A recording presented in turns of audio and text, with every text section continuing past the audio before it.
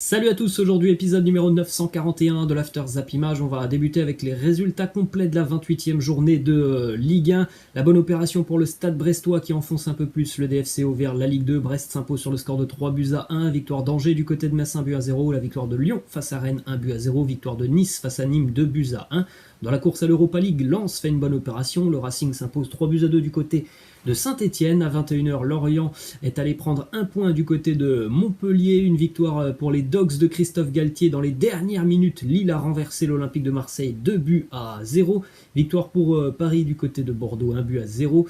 Encore un match qui s'est joué dans les dernières minutes. La victoire de Reims du côté de Nantes 2 buts à 1 avec le but vainqueur signé Younis Abdelhamid 90e minute. Seulement 4 tirs pour les Rémois hier du côté de la Beaujoire. Ça suffit pour s'imposer avec 2 de ces tirs qui terminent au fond. Évidemment, c'est une très mauvaise opération pour les hommes d'Antoine Comboiré. Et puis, le dernier match de cette soirée, là aussi, ça s'est joué dans les dernières minutes. La victoire de Strasbourg face à Monaco avec un but de Frédéric Guilbert à la 91e minute. Très joli but d'ailleurs de Frédéric Guilbert, l'ancien joueur d'Aston Villa, qui a pris sa chance à 20 bons mètres du but de Benjamin Lecomte. Une frappe lourde à ras de terre. Il n'a jamais été attaqué par la défense monégasque. Grossière erreur, il prend sa chance, ça termine au fond.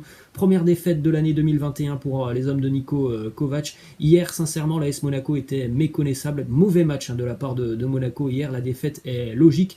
Tant Strasbourg a eu beaucoup d'occasions et tant Strasbourg a vraiment gêné l'AS Monaco qui n'a quasiment aucune occasion franche hier du côté de la Mélo. Donc bravo aux Alsaciens après avoir pris des points face à Lille le week-end dernier. Ils ont bien embêté l'AS Monaco hier et ils ont été récompensés à la 91e minute avec ce but de Frédéric Guilbert. On enchaîne avec la victoire du Paris Saint-Germain qui s'impose du côté de Bordeaux 1 but à 0.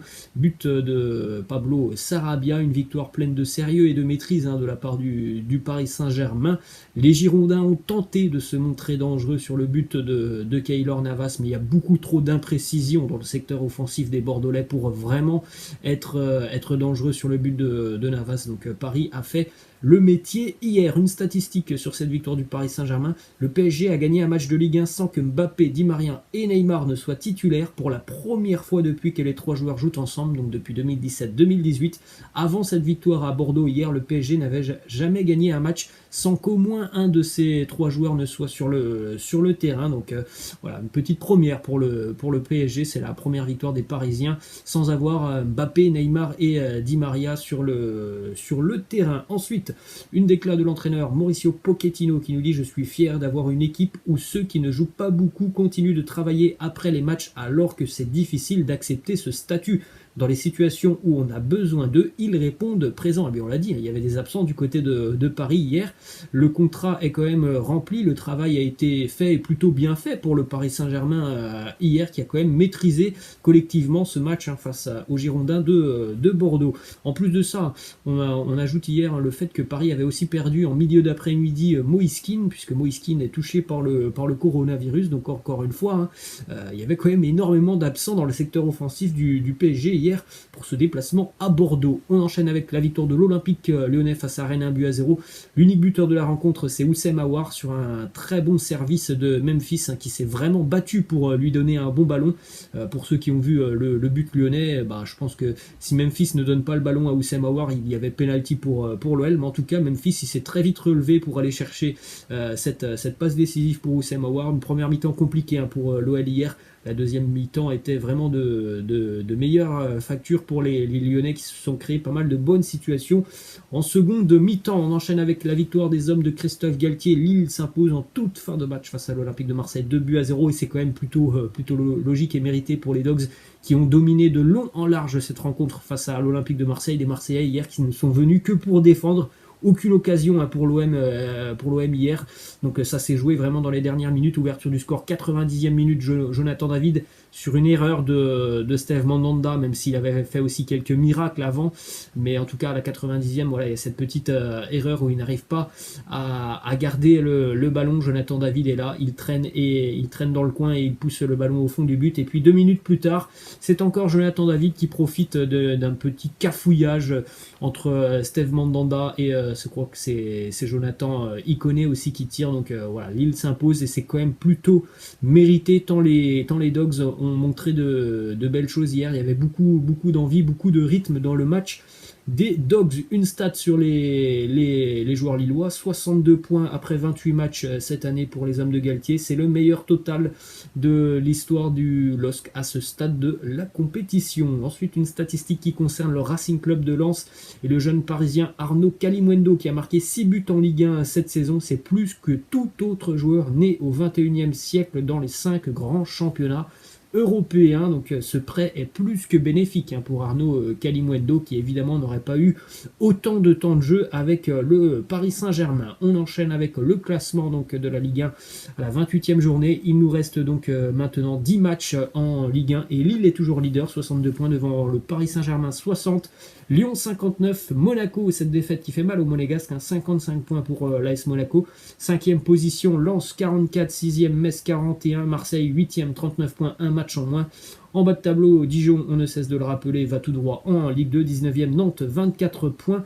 18e et barragiste, le Nîmes Olympique et 17e, le FC Lorient. Poursuit du côté de l'Espagne avec la demi-finale retour hier entre le Barça et le FC Séville, demi-finale retour de la Coupe d'Espagne. Les Catalans ont réalisé ce qu'il fallait faire tout simplement, cette remontada après la défaite 2-0 au match aller. Le Barça s'impose 3-0 dans un match avec un scénario assez fou, un but magnifique pour Ousmane Dembélé pour l'ouverture du score des Catalans, un but à la dernière minute du temps additionnel, 94e minute, Gérard Piqué qui vient donc donner la prolongation aux Catalans d'un coup de tête sur un très bon service d'Antoine Griezmann. Et puis dans la prolongation, Martin Braithwaite lui aussi de la tête qui vient donner donc l'avantage de 3-0 aux Catalans. À noter que Lucas Campos avait raté un penalty à la 73e minute. Évidemment que s'il avait inscrit ce penalty, certainement que le FC Séville se serait qualifié et les Sévillans, évidemment très frustrés, ont terminé cette rencontre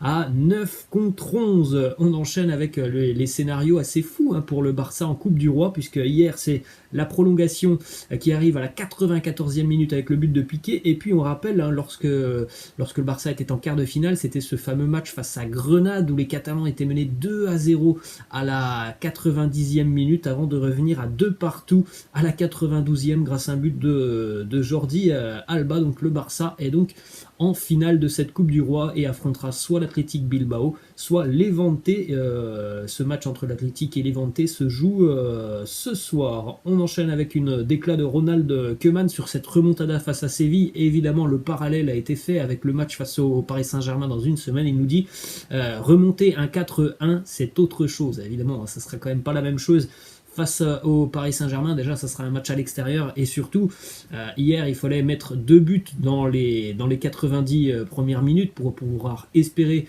ne serait-ce qu'une prolongation face au Paris Saint-Germain. Le Barça devra absolument marquer 4 fois. Donc évidemment, c'est quand même autre chose, même si dans le football, on a déjà vu des scénarios assez incroyables. Direction Madrid maintenant avec 2 bonnes nouvelles pour le Real. Karim Benzema qui hier s'est entraîné et il avait ressenti de bonnes sensation, Karim Benzema. Donc normalement la décision du côté de Madrid sera prise aujourd'hui de sélectionner ou non Karim Benzema pour le gros duel de ce week-end, le derby face à l'Atlético Madrid. Mais du côté de la presse madrilène, on est unanime, il y a quand même beaucoup de chances que Karim Benzema soit au moins dans le groupe du Real pour ce déplacement chez le voisin de l'Atlético. L'autre bonne nouvelle, c'est selon Marca, Sergio Ramos qui pourrait d'ores et déjà être de retour avec le Real Madrid dans une dizaine de jours pour le match retour en Ligue des Champions face à l'Atalanta Bergame. On rappelle, Sergio Ramos, il a été opéré il y a 3 semaines, il est déjà de retour à l'entraînement individuel. Il s'entraîne aussi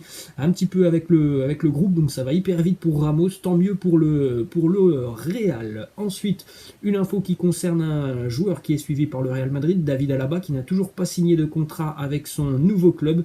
Le Real n'offre toujours pas assez selon l'Autrichien et ses représentants. Des discussions sont aussi en cours avec le PSG et des clubs de première ligue. Ensuite, ça concerne aussi le Real Madrid. Il y a 2 clubs qui semblent être en pole position pour accueillir Erling Haaland. Le Real, puisque c'est une option moins onéreuse que Kylian Mbappé, mais il y a aussi Manchester City qui se montre très intéressé par Erling Haaland, puisque les Citizens normalement devraient perdre Sergio Agüero sur le mercato estival. Et du côté de City, on pense évidemment à Erling Haaland pour la succession de Sergio Agüero, même s'il y a aussi par exemple Gabriel Jesus. En tout cas, City ne veut pas passer à côté de Erling Haaland. Une déclat de Guardiola sur la série incroyable des Citizens. Il nous dit: cette période est incroyable, nous sommes invaincus depuis 28 matchs, nous comptons 21 victoires consécutives, dont 15 en Première Ligue, c'est incroyable, nous devons rester calmes et continuer à être compétitifs comme nous l'avons été aujourd'hui.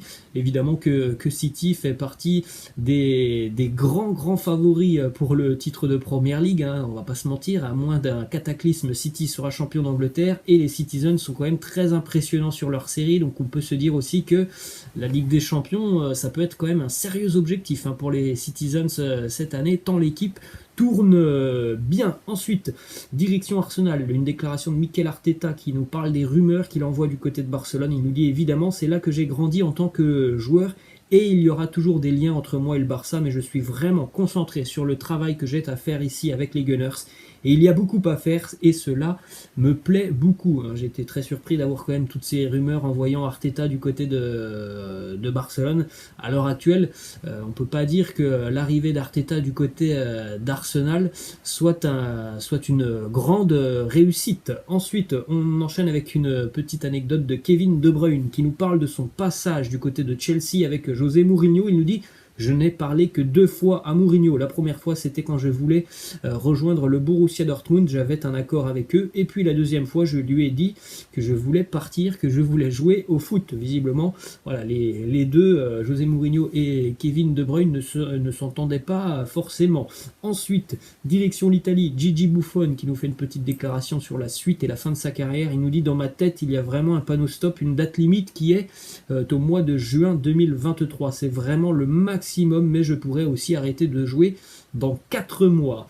On enchaîne toujours du côté de la Juve avec une première officialisation, l'arrivée du jeune Weston McKennie qui arrive en provenance de Schalke 04. Weston McKennie, évidemment, il était à Turin depuis le début d'année, mais c'est officiel, la Juve a levé l'option d'achat de Weston McKennie pour en gros un petit peu plus de 18 millions d'euros. Il a signé jusqu'en 2025. Lui qui, en une moitié de saison avec la Juve, est déjà en train de vivre la meilleure saison de sa jeune carrière. Il en est déjà à 4 buts avec la Juve. Ensuite, le résultat hier du Milan, tenu en échec par l'Udinese, 1-1 entre Milan et Udinese. L'Udinese avait ouvert le score sur une erreur de Gigi Donnarumma. Milan a égalisé la 97e sur un penalty signé Franck Kessié. Il y avait beaucoup d'absents du côté milanais dans le secteur offensif. On l'a vu sur ce match. Ils ont été en grande difficulté, les Milanais, face à une équipe de l'Udinese qui défend quand même plutôt bien. Ils ont été en difficulté pour se créer des occasions. On enchaîne avec cette info qui concerne l'Inter Milan, puisqu'un fonds d'investissement public saoudien serait très intéressé à l'idée de racheter l'Inter. Mais il y a aussi un fonds d'investissement anglais qui est très intéressé par le club de l'Inter. Donc normalement l'Inter va être vendu dans les prochaines semaines ou prochains mois. Après, reste à savoir si ça sera un fonds d'investissement anglais ou saoudien. En tout cas, il y a quand même beaucoup d'argent normalement du côté de l'Inter. Et d'ailleurs, les interistes jouent ce soir du côté de Parme, un choc des extrêmes. L'Inter premier qui se déplace chez le 19e. Les interistes évidemment peuvent faire une très belle opération au niveau du classement. On enchaîne avec une déclat de Noël Le Graët, le président de la Fédération française de football, qui nous parle de l'avenir de Didier Deschamps. Il nous dit: le Qatar, c'est dans 1 an et demi. La réponse appartient à Didier. Comment il voit son avenir? Comment trouver meilleur que lui à son poste? Donnez-moi des noms. Je pense que Didier Deschamps ira au moins jusqu'au mondial 2022, à moins que l'équipe de France subisse une élimination précoce sur l'Euro cet été. Si jamais les Bleus sont sortis en phase de groupe, peut-être que les choses changeront du côté de l'équipe de France.